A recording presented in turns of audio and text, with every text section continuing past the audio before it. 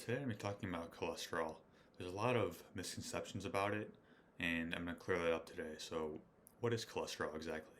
So, when we talk about cholesterol, we talk about high density lipoprotein or low density lipoprotein.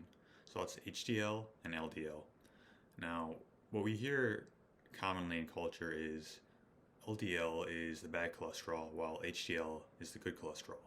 Well, that's a vast oversimplification. So when we look at the words like I just said, high density lipoprotein or low density lipoprotein, the word cholesterol is not even in there. So what these are carrier molecules that transport the cholesterol to where it needs to go in the body. Let's actually talk about the benefits of cholesterol in the first place. Like, why do we have it? Well, some facts are we create 90% of cholesterol in our liver, independent of diet. So if we create 90% of it without even eating food, then why do we do that? Like, why is it so important? Well, here's a few reasons.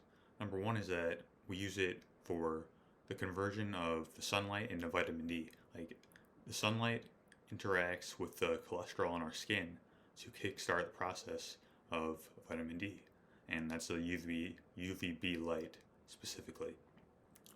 Another reason is that it creates these cell membranes in our bodies, which basically give structure to our cells.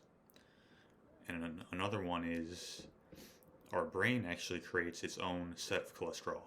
Like, it creates that for the myelin sheath in our brain, basically these nerve coatings that insulate our cells and make things happen faster. It's kind of for habit creation, habit formation.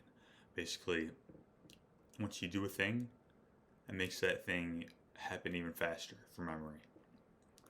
And cholesterol is also the seed of our sex hormones, so testosterone, estrogen, things like that. It's a very important nutrient that we need for our bodies.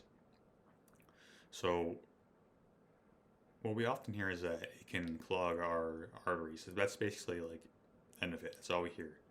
And that can happen, but it's not doesn't happen as easy as we think. It's kind of it's an oversimplification. What happens is that in the presence of high blood glucose or high inflammation, the LDL that we hear is bad, that gets oxidized into something called VLDL, or very low dense lipoprotein.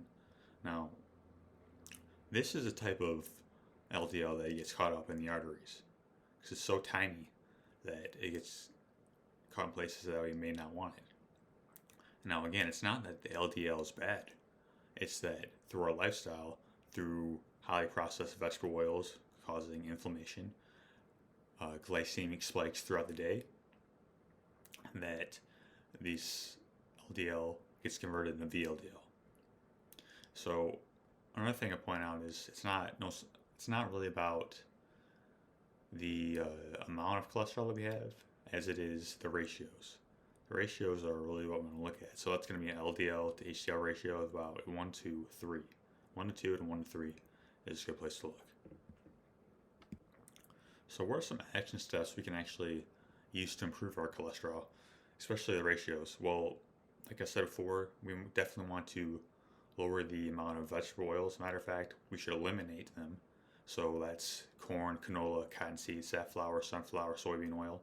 And the reason for this is that they create vast amounts of inflammation due to one of the many reasons of the high amount of omega 6 to omega 3 ratios. So the omega 6s are highly inflammatory, while the omega 3s are anti inflammatory. We need both. It just, again, it's about the ratios. But when we talk about these vegetable oils, it's about like 100 to 1 omega 6 to omega 3s. But our bodies are designed for 1 to 1 to 1 to 4, anywhere in between there. So it's high amounts of inflammation with that. And of course, we want to cut down on the sugar throughout the day. We don't want to be eating constantly throughout the day. We want to give ourselves a break. So, of course, eliminate processed foods that are just riddled with sugar. I would say we want to not only limit the amount of time that we're eating, so have a good amount of time for intermittent fasting. Like I would say 12 to 16 hours of intermittent fasting.